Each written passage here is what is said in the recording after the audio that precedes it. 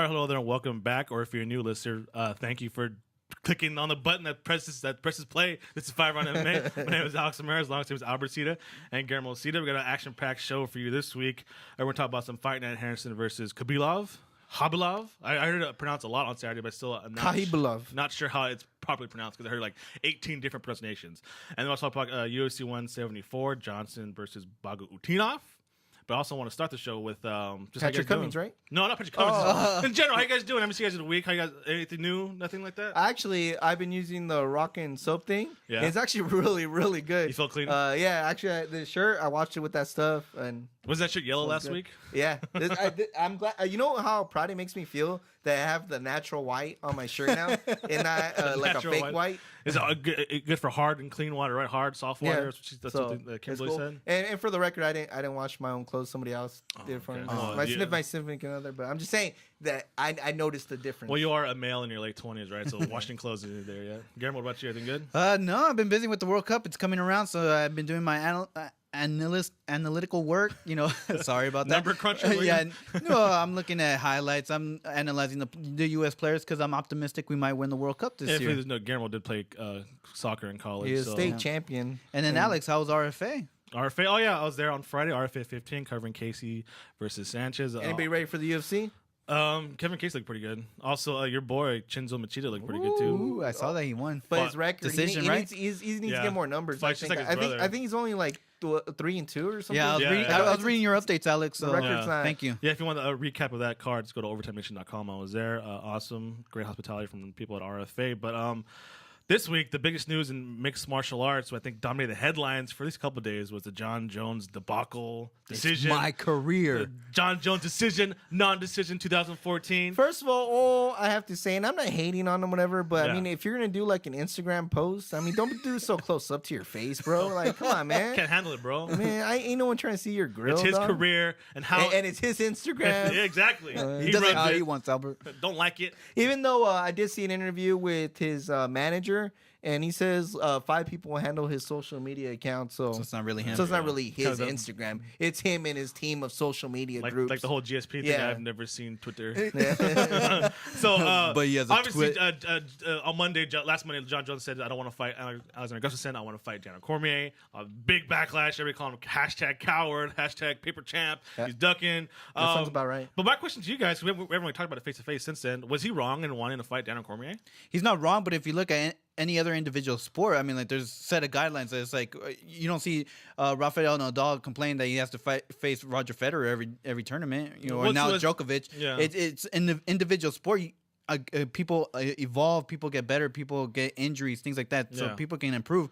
So I don't think he has a right to decide who he should fight, but and his point is Daniel Cormier was just a legitimate contender as Alexander Gustafsson. I think this is what the first reason why he was asking for Patrick Cummins, was this is the first reason why I actually started liking Bellator, or like the reason I got into Bellator was because the format. Because I get mad that it doesn't matter if you beat a guy, whatever. If he beats or leads up to the number one contender, guess who you have to face? The number one contender. Yeah. That's what the whole Mayweather thing always bugs people, because he'd be choosing his thing, and they're like, dude, when are we going to see the number one versus the number one? You know what I'm saying? Happens, right? And it's all money. And people can say whatever they want. He ducked Machida for like 3 fights in a row, because Machida.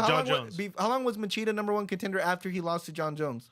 I don't know. He had at least 3 or 4 fights before Phil Davis finally beat him. But Jon Jones didn't want to fight him. What I'm saying is the champion should have some say in it. But at the same time, I mean, if the guy's the number one contender, guess what? No. You should face the champion should have zero say in it. So as a champion, my point in fighting is completely different from any other sport. But the champion should not have any say on who he fights. It's proven by the fights prior to that from the number one contender. The reason I said about the input, it wasn't because of that. I say because you never know when like the number one drops out, or for some odd reason they don't match up. Yeah, but you can't be like, okay, Machida can't fight me, so I'm gonna go fight Patrick Cummins. You can't do that. He didn't do that. But that's what I'm saying. In Albert's case, if someone does get injured or something like that, you shouldn't have an input. I think he could have. I think it would have been better if he said, "Look, listen, I'll fight whoever you want. I prefer DC." Not even prefer. Is that what he said though? But no, he was refusing flat out to fight Gustafsson. He wasn't signing the contract. They kept doing contract negotiations because he wouldn't sign to fight Alexander Gustafsson. It wasn't that it wasn't like, oh, I think I should fight DC, but whatever you guys say. No, man, you don't go up to Rafael Nadal. Hey, do you want to face Roger Federer in this tournament? No, that's true. I agree. No, I mean, Jon Jones should have no say. No champion should have a say in who they fight. That's what the tournament bracket. I hate the other thing that they won't fight each other fight members or on their team. That goes along with that too. Chill says it the best. At the end of the day, it's a competition. No, I mean people do get hurt in competition, but that goes for any sport. Yeah. I mean, how many times have you seen in football you have cousins versus cousins? You know, in rare occasions you have a brother versus brother against another team. People are going to get hurt in the Hardball brothers, right? Yeah. People are going to get hurt in a competition. But at the end of the day, it's a competition. Yeah. You know, no one's actually really trying to kill someone, regardless of what your mentality. Because you can ask a football, no, I'm going to go in there and murder these guys. Yeah. But in reality, is he really going to murder the guys? Come on. But real quick before we move on, what about the UFC tactic Dana White decided negotiation to actually leak that information out? Yeah. You guys agree with that? Yeah. Or should that sustain? I mean, for once, obviously he did it on purpose. He did it on purpose. Dana White knew that if he laid it out, Jon Jones will feel the pressure, and obviously it worked because everyone called him a paper champion. Hashtag paper champion. You could put hashtag paper champion Jon Jones or John Cena. Yeah, but who wants to work for people like that? Like calling you out. I mean, I wouldn't. But you have no. I think they should. What are you gonna do? Go to Bellator? Yeah, but there should be like strict guidelines saying that, hey, this is how we're gonna do. How many times I said that what makes me mad is that he likes to put himself in the NBA, NHL, NFL level, but they have guidelines. They have written. You don't see Ronde Barber. I'm not going to tackle Tiki Barber. Well, I think isn't it like illegal in NBA and NFL to talk about contract negotiations out loud right until it's done? So it's kind of like that thin line between the promoter and the elite sports in the country. But anyways, all right. No matter what, I mean, and Jon Jones already put us over. Yeah, he's still a fan of Jon Jones. All right. I wasn't a fan to begin with, and I'm not a fan now. I'm a fan. I think he's a good. Hurts his image even more. It hurts his image, but I still think he's the best fighter out there in the world. Besides no matter how he tries to spin it. It comes off a bad way. That's why I think no one really accepts Mayweather. It doesn't bother me because no matter what he was going to fight either or, he's eventually going to fight Gustafsson again. And just in the order, right? Yeah, it's just the order that everybody's crying about. But he was going to fight Daniel Cormier and Gustafsson for a second time. Let's keep it real. Daniel Cormier said he needed the surgery in his knee. He said he would have postponed it if he would have got the title shot. Yeah. But I mean, come on now. Well, love him or hate him, Jon Jones is still the champion, and he still might be pound for pound the best fighter in the world. So love us or hate us, please stick around for the next segment. Jon Jones really just got a whole segment? UFC Fight Night, Henderson versus Khabilov. So stick around, guys. Please visit FiveRoundMMA.com on our social media on Twitter, Facebook, and Instagram. FiveRoundMMA.com.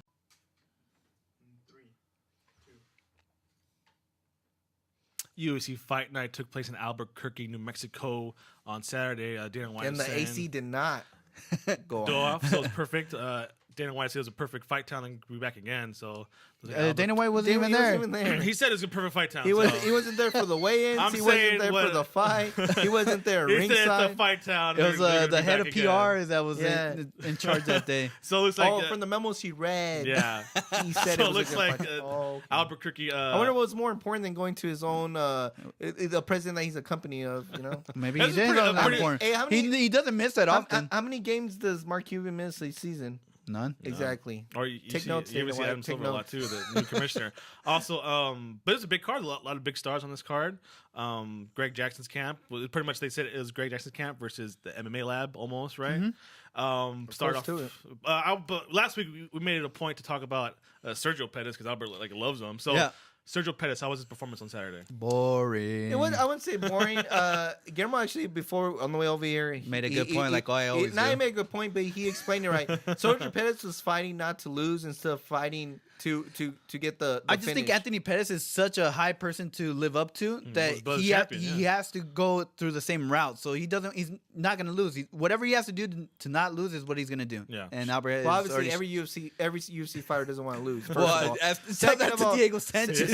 Tell him not to go forward. All, he's coming off of a loss, and everybody knows that when you get 2 in a row, you're kind of on rough water. Unless you're Dan Hardy, then, right? Unless you're Dan Hardy, you can lose 5 in a row and still. So I think it had more to do with that because he's like, I'm going to mess up my UFC opportunity now. And I think he added that pressure to him. So any other undercard highlights you want to talk about? Just Patrick Cummings won TKO second round. And the only reason I mention it is I'm out because of the coffee business. No, yeah, no. Something like that. The only reason I mention this is the more wins he gets, the more it justifies that Daniel Cormier. Yes, I was gonna say that. It makes DC look that much better. Okay, so good for DC. I want to jump to the main card now. The first bout of the night was Eric Perez versus Brian That's Caraway. all, Albert. You can talk about No, Goyito. because you said something. I'm off the wagon. Exactly. So is Goyito power shut down for you now? Yeah, I mean, look at it. He took a big step backwards. Now to climb up the ladder again. Does it make it that much worse because it was Misha Tate's boyfriend / husband? I don't know. why? Albert can get into that. I mean, I don't really care. It's more like he lost to Misha Tate instead of Brian Caraway. It was someone he should have beat. That's my thing. I don't care about Eric Perez didn't look bad. I mean, he still has when he in the stand up. He didn't do that bad, and I think at one point it seemed like he could have won the fight, but obviously the issue is the ground game. He had zero. If Brian Caraway can take you down and do that, you have more problems than you think, and you have harder guys coming up. And I'm not off the train, but if he stays at Jackson's camp, I'm officially off the train. I really wish. No, I really. We went from wearing the mask to kind of just carrying around this now. Yeah, well, I wish like where Guillermo has in his back pocket. I wish now? he would go to like AKA. Nah, I put mine in the drawer. Oh wow, it's in the drawer. No, I wish he would go to AKA. I think it would be a perfect fit. I mean, I think Kim Velasquez will actually help him out. Yeah, DC there too. Yeah, right? and the stand-up's there. It's just he needs to work on the ground game, and DC being the best wrestling coach I've seen as far as tapes and stuff like that. He makes it sound so easy. Like you can just switch to this camp and that camp. Well, the guys do it all the time. Don't they? Yeah. But I'm pretty sure it's more than that. When you're back against the wall. Let me just go to AKA. They'll take me hands. He's still a young guy. I don't think he has any kids or anything. They just pack up and leave, right? I mean, you make it sound so easy. Thinking Crash came to his house. Come on, barbecue every night. Hey, Kane, we're best friends, right? Pound Coronas every night. Come on. This is your life, though. I mean, if they tell you to go to Stockton, don't you go to Stockton? If they tell me. That's what I'm telling you. I don't make the decision. It's his career. Yeah. And I just think if he stays at Jackson, it's a horrible fate move. into your own hands, right? Well, hopefully it's his career. Eric Perez jumps on tracks. Obviously, the UFC still sees a lot of potential in him, especially being in Mexico later on this year. Yeah. Also want to talk about is skip a couple matches ahead. John Dodson shattered John Moraga's nose. Oh, yeah. Couldn't even continue. We had a debate last week. You still see him as no more contender. You see Ian McCall, right? Yeah. After this? After Saturday. We have to see Ian McCall fight first. I don't think so. I think Dodson's it. I think Dodson.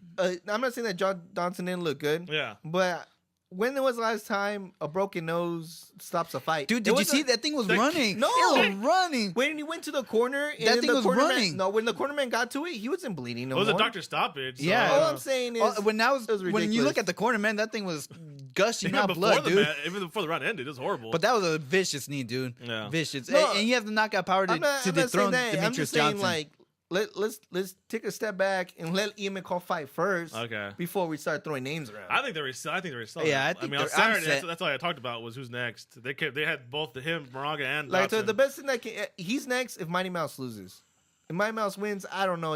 I think you still have to see it played out. It'll be the third fight between Ian McCall and Demetrius Johnson, when it will be the second one for John Dodson. And then Dodson has the power. That one you got to finish, though, because technically Ian McCall won that first fight. It was a draw. No, well, draw and then a loss, a decision loss. So, but we'll see. Oh, well, I mean, Johnson does fight on Saturday, so we'll see if that. At this point, I want to see Dodson. Also, the co-main event was Diego the Nightmare Sanchez going against Ross the Real Deal Pearson. Like I was mentioning, was this home court advantage personified to the 10th degree? Ask Jason Hendricks if it was home court advantage, but you can't measure advantage to 10th degree. Right there. You can't measure heart. Yeah. At the end of the day, you can't measure heart. I think it's automatic 10 points right after. Yeah. To me, it's hard because as a judge, am I judging his heart? Or am I judging the technical ability? You get me? Well, if it's Diego, you're judging give me your opinion. What are you judging?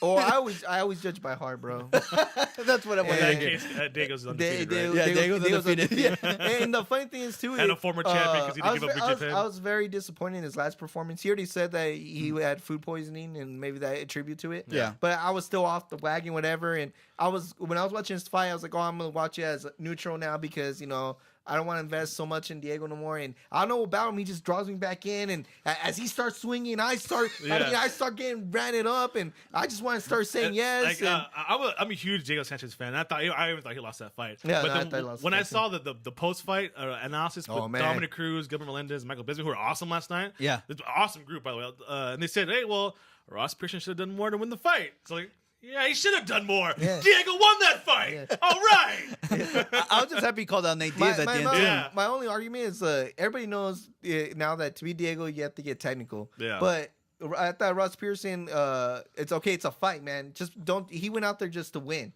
He didn't really want to fight. He wanted to win. That's how he fought. And so he deserved being technical and using good boxing and jabbing his ankles. And for doing that, he deserved to lose. He deserved to lose. So I want to skip to the main event. If you listened last week, I wasn't really not sure if Benson Henderson should ever face Anthony Pettis as long as he's champion. Did he change your mind? Actually, yeah. Saturday, Benson Henderson looked like the smoothest, coolest guy in the UFC ever to step foot. Dude, if I had 5% of that, of his machismo, his charisma, I will be directing Star Wars Episode 7 right now. I thought it was funny how Kenny Florian, hey, he stole that out of my book. Kenny Florian, you were never that cool, bro. He's like, you lead a punch into a submission move. Yeah, I have never seen it. Oh, dude, did you see his wrestling move? Hip bump, whatever. He did a peek. Oh, so beautiful. Yeah. So Benson Henderson, huge statement. Finishes a fight. He's always criticized for not finishing fights, right? Going to decisions. Finishes a submission with specialty. Just goes around saying, "I'm the best. I'm the best." And not to take away before we start hyping Khabilov. He looked really good. That guy looked like he's going to stick around the 155 for a long time. Well, if you know who he was before, you know who he is now. And there's a lot of good matchups for him if you really think about it. And I just think it was just Benson Henderson's heart. Yeah. Also, that just wouldn't quit. Biggest surprise of the night too was Greg Jackson's Russian accent. You guys catch that? Yeah. No, I didn't. No, that irritated me, dude. In between rounds, he would talk to Rustem in a Russian accent. I hate when people do this. Rustem. Yeah. You do good, very good. You know what's funny? I seen people do this. I seen people like let's say a Hispanic fella comes and he starts speaking Spanish. I seen people start talking English, but all of a sudden they get like a heavy broken English. A heavy Spanish. I'm like, dude, what the heck are you talking about? I hate when they do that. I'm like, dude, seriously? Maybe it's a sociology matter. But no, man, that's dumb. Obviously, Benson Henderson called after the fight. He said, the belt's not being defended. Makes probably a shot at. No lie. The more I see Greg Jackson, the more I agree with Dana White. Dude, that guy's horrible. Okay, back to Greg Jackson. Continue. Horrible tactics. Let's have a segment on Greg Jackson, Albert. Boss, after Saturday, is he? And have you guys seen his sign at his gym? No, the one that says Jackson MMA, or I don't know what it says on side the camp thing. Dude, it looks so ugly. It's like it has like the little glitter sparkles down there. I was like, dude, why wouldn't it be ugly, right? Yeah. Dude, that doesn't look like an MMA gym. You go look at the AKA one. Looks nice. Has a nice little sign on it. 3 letters. AKA. Are we done with the Greg Jackson talk? Is he number one contender, Benson Henderson? Yes, he has to be. Winner loss. Winner loss. Second segment. Yeah, winner loss. Number one contender now. Benson Henderson's 100% winner. All right, that's it. So we got one more segment for UFC 174. Thanks for wasting 2 minutes of Greg Jackson talk. Mighty Mouse will finally have his time to shine in the big spotlight. So we'll talk about that coming up next. Please visit FiveRoundMMA.com on our social media on Twitter, Facebook, and Instagram. FiveRoundMMA.com. All right, welcome back. UFC 174 is this weekend. Johnson versus Bagautinov. Finally, Mighty Mouse gets his time to shine on the pay-per-view spotlight after fighting on FX, then Fox, then Fox Sports 1, Fox Sports 2, the main event of the pay-per-view. He's got the name on the poster against Ali Bagautinov, the UFC's only ever flyweight champion. Defends his title for the fourth time now? Third?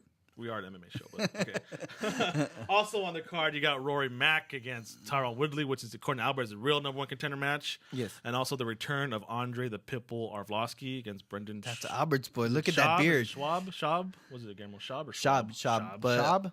But Albert likes saying Schwab for some reason. Schwab. So before we get down to the meat and bones, this preview, any of the highlights of the matches you're looking forward to, the more fighters you want to see? Well, first of all, I'm a little bit mad that they didn't really give us any good free fights coming this card. So just because you don't know anybody? No, man, no, it's horrible. Mike Easton's the only thing I'm gonna watch probably. So that's probably one I'm gonna watch. The other one before we get to it's in the pay-per-view, but not in the main one is Arvind Singh's Priox People really don't know who he is, and I think people should know who he is. Educate us, then, bro. Yeah, I'm gonna educate you. His last loss is to Gegard Mousasi, and everybody knows that's not something to be ashamed about. Yeah. Gegard Mousasi is legit, and it was a decision match. I want him to but since then he's gone on a 4-fight win streak. He's only fought in the UFC 3 times, but he hasn't fought quality opponents. So it's and is Ryan Jimmo a quality opponent? No, but it's a name. People know who he is. Okay. Right. It's thanks to Ryan Jimmo, he lost money in Vegas. So okay, that's why me and Ryan Jimmo gotta beef. Also, your boy Rafael Cavalcante is fighting Ryan Bader. The return of Ryan Darth Bader, right? I think he broke it. What return? Originally, Cavalcante was supposed to face DC, and Guillermo didn't like it. And Guillermo didn't like it. So Dana White said, "You know what, Guillermo, you don't like it. Fine, we'll give him Dan Henderson." That's what it was. Right? And so now that's exactly how it played out. Thanks to you, Ryan Bader has to deal with Cavalcante now. And that's pretty bad news for Ryan Bader. Sorry, Ryan Bader. Right, so the first highlight I want to talk about in this UFC 174 is the return of Andrei Arlovski. He was gone away, affliction, and then somewhere else, and finally he wound up in the World Series of Fighting. Now he's back now. So what exactly is on the line for Arlovski? Does he have a legitimate shot at the title run here, or is he just trying to cap off his career like on a high? I think he's trying to end his career on a high. 1 or 2 wins. There's no way he can get past. I mean, this guy, he had a broken jaw against Anthony Rumble Johnson. So I mean, imagine taking a shot from Junior Dos Santos. I mean, there's no way. I mean, yeah, I feel bad for him ever facing one of the top heavyweights. So I think it's just a good recap to end his career. I'm thinking it's going to end his career eventually in the UFC in a couple more fights, but I think he's going to end it in a good note. Before I say what I say, I want everyone to keep in mind I was probably the biggest Arlovski fan ever. Well, so he had the beard, right? You can ask anybody. I mean, I was on that train. That beard is an honor for Arlovski, right? This was because of Arlovski. Let's keep it real. But with that said, I think this shows you the lack of talent in the heavyweight division. I was gonna say that, but that wasn't the question. No, but I don't. I do my own thing here, right? I don't listen. Damn the show, Forget what Alex says. Yeah, let me tell you. I'm gonna answer my own questions I ask myself in my head. Which is the heavyweight division has no talent. And obviously they brought Arlovski because if you really look at his last fights, he fought Mike Kyle, who isn't really considered one of the biggest. Yeah. Wasn't he cut from the UFC? Yeah, and also he's been bouncing around weight classes too, just like Anthony Johnson, who Arlovski did lose. And then he fought a guy named Andres Konitiks or something like that. But see, was it even in America that fight? I don't think that fight was in the US. No, it wasn't. But that shows you that they're lacking of heavyweights and they're just taking anybody. Crow Cups is still in glory. Then now to answer Alex's question, I don't think this has anything to do with the title run or even them saying like, oh, we'll give you a nice finish. It's just we have no talent. We need someone to compete in the heavyweight division. Against any heavyweight, because we need to at least show that we have a heavyweight division. Don't you have Gabriel Gonzaga waiting in the wings? Other than Dos Santos and Cain Velasquez. And the ream, that means, what does that mean about the Alex Overeem? They're not really trusting him right now? Yeah. His draw power? I don't think his draw power is there as it used to be. I want to bounce to the co-main event, which is in Albert's size, the true number 1 contender bout for the welterweight title. And it's not. With that question, obviously Rory Mac is... the spotlight's on him since he first came in. This guy was supposed to be overtake everything, and Tyron Woodley has kind of a chip on his shoulder since he got into the UFC, right? Mm-hmm. So who has more pressure on this fight, Rory Mac or Woodley? Rory Mac. More pressure? Yeah, because like you said, the spotlight's on him. I mean, the last time the spotlight was on him, like this is your chance to take over from GSP, and he failed us. He lost to Albert's boy Robbie Lawler. So I think the spotlight's on him, the pressure's on him. Tyron Woodley's just here to surprise the world. Rory MacDonald has all the pressure. It was written in stone that he will be the next king of the welterweight division. The 11th commandment, is that what it was? Everybody was just waiting on GSP to retire for the reign of Rory Mac to begin. It's one of those things like you have an awesome king, but you have a better prince, and you just you're just waiting for the time. It's like a bad where's this guy going with this? I don't know. I'm joining it. Keep going. So with that said, Rory MacDonald has everything to lose. Okay. His kingdom, his reign, his legacy. All the headshots. Yes. The Mark Eckel endorsement. Well, Mark Eckel went under, so he needs to start looking for another endorsement. So that's already over with. So was Woodley being underrated here? Maybe? Yeah, I think so. Yeah, he just came off. He just beat Josh Koscheck and Carlos Condit back to back. I really think this is the true number 1 contender fight. I think not Matt Brown versus Robbie in terms of talent and in terms of like who has a better potential of dethroning on the finish. Johnny Hendricks. These guys guys are the guys. If Tyron Woodley can knock out and beat Rory MacDonald, I think Tyron Woodley just steps over everybody. Same thing if Rory MacDonald crushes Tyron Woodley, I think he steps over everybody too. And I think we're gonna get the same case at Jon Jones where you're gonna Daniel see Cormier you're gonna see Johnny Hendricks say like, look, listen, I just fought Robbie Lawler because let's say Robbie Lawler wins. Yeah, he's gonna look. I just fought Robbie Lawler. Let me get somebody new, and then I'll challenge Robbie Lawler again. And I think this time it's gonna be a little bit different because we do want to see Johnny Hendricks fight more than one person. I mean, technically, we've seen him fight GSP and Robbie Lawler only. That's only two people. Let's add a little bit more mix before we start repeating the opponents. True. Anything else you add to that? No, I totally agree with them. I would rather see Robbie. And this is the point I was trying to make last week, but I guess it didn't come out clear enough. No, it didn't. No, it actually made perfect sense this week. Oh, okay. After the kingdom of the TriStar, the whole kingdom thing, kind of like. That's what it was. I knew it. We got one more thing. Mighty Mouse is the main event. Obviously, I think with the. I already closed my laptop. With the Hennebrow was defeated. So is this now his time to shine? I mean, like. Yeah. One of the top. Well, he has been shining. Just he hasn't been given the platform. Respect. I mean, I think. No one's given the platform. No one's given the break. If he wins with the finish, Albert closes the laptop on Demetrius Johnson. He's going to start talking about being one of the pound for pound best. Obviously, you have Jon Jones and Cain Velasquez, and I think even Mighty Mouse is ahead of Chris Weidman right now. I think as far as the champions, right? And then Hennebrow just dropped. Yeah, that Jose Aldo's not finishing anybody. I mean, Mighty Mouse is coming off 2 back-to-back finishes. Submission of John Moraga and knockout of Joseph Benavidez. I think Mighty Mouse is 3 wins away from being considered, 3 wins, if not the best pound for pound. See? No credit, man. No credit. He's still like 5 wins away. 5 finishes away, right? 3. 3 clear finishes away? Yeah. All right, that's it for UFC 174. Will take place next Saturday, June 14th, from the Rogers Arena in Vancouver, British Columbia, Canada, headlined by Demetrius Johnson and Ali Bagautinov, and co-main evented by the real these Russians, man, numberweight contender Rory MacDonald. They're just trying to take over. They're trying to take over everything. Well, it's funny how the UFC spent how many years trying to get one Russian Fedor. Now they have a whole plethora of them. Yeah, and they don't get along either, don't they? Yeah, they didn't get to get a fight. Yeah. But I guess after Bellator had nothing but Russians. Yeah, but it looks like the UFC has the best one, so because they're all challenging for titles. All right, so until then, make sure to follow us on Twitter follow us on Twitter and Instagram at FiveRoundMMA. Like us on Facebook, and subscribe to us on iTunes, YouTube, and Podomatic. And always check out FiveRoundMMA.com. While you're also surfing the web, please visit OvertimeNation.com to read articles, commentaries, fight updates, all that good stuff. World Cup coverage, USA. There's a big battle in the studio between Oliver and Guillermo right now, but who's going to place higher, Mexico or the Team USA? American-born Oliver Galvez goes for Mexico. Oh, the trolley. So please visit OvertimeNation.com and follow them on Twitter at Overtime_Nation. You lost Overtime the kingdom. Nation, where we talk sports. I'm going to ask it now. So Oliver, who is today's Rocking Green super clean star of the show? All right, is that 2 weeks in a row? 2 weeks in a row? You're like 3 wins a win, though, to be considered probably one of the contender, best. Right? I get 3 more wins in a row.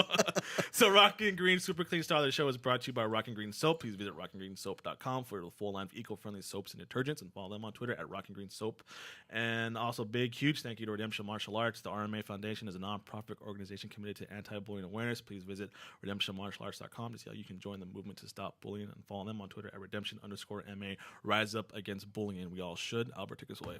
I'd like to thank your executive producer, Guillermo Cita, our engineer over there, Ollie the Trolley, even though he's hating me right now. Steven Roswell with Roswell Records. Hit him up for all your music needs, all your podcast needs. There you go. And if you haven't got WWE Network, please hit it. They're going under, please. There's one more episode left of Legends House, so you better check it out. It's going to be a tear fest. Oh, yeah, the cream of the crop.